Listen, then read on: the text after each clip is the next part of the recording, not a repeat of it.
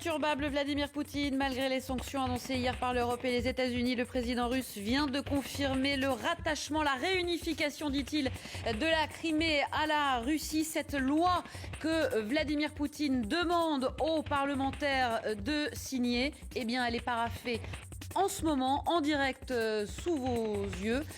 Aucune minute n'a été perdue, comme vous pouvez le constater. Le président russe vient de signer en direct cette loi qui image entérine... historique où l'on voit à l'extrême gauche le Premier ministre de Crimée, Alexei Aksionov, qui signe le rattachement de sa province à la Russie. Ce qui veut dire que la Crimée va devenir dans les jours, les semaines à venir, un nouvel oblast, une nouvelle région de la fédération russe. Regardez les applaudissements de l'ensemble de ces parlementaires. C'est un moment historique pour Vladimir Poutine. C'est le parachèvement de 15 années de sa politique menée avec Lavrov sur la scène internationale pour faire revenir la Russie au premier plan et surtout pour que la Russie ne rende plus de compte à personne. Regardez ces 4 hommes, fiers du coup qu'ils ont mené. 3 semaines seulement, une des annexions les plus rapides de l'histoire. 3 semaines.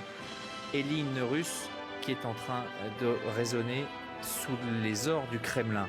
3 semaines et la Crimée aura basculé dans le camp russe.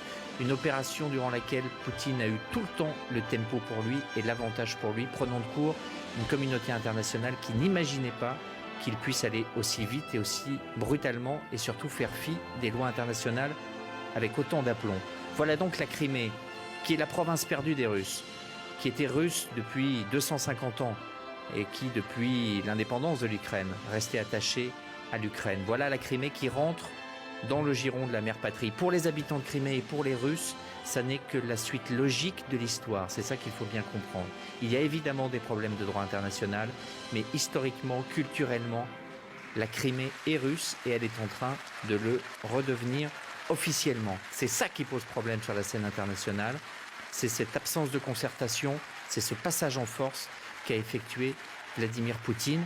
Et c'est ça qui fait que cette crise, pour l'instant, n'est toujours pas résolue. Mais c'est ce à quoi nous assistons, la première grande victoire de Poutine sur la scène internationale. Alors certains diront que pour lui c'est le début de la fin parce qu'il est en train de s'isoler.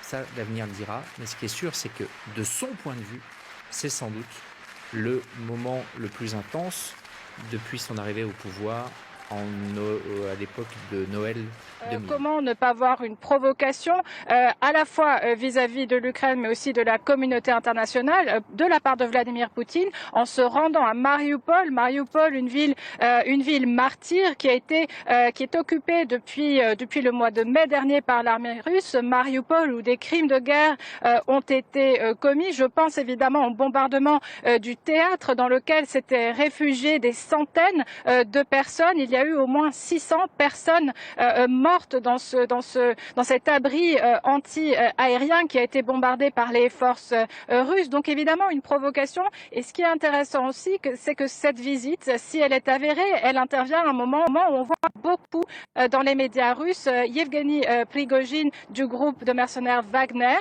Et là, on sait évidemment qu'il y a une rivalité entre les deux hommes. Donc cette visite symbolique à plus d'un titre.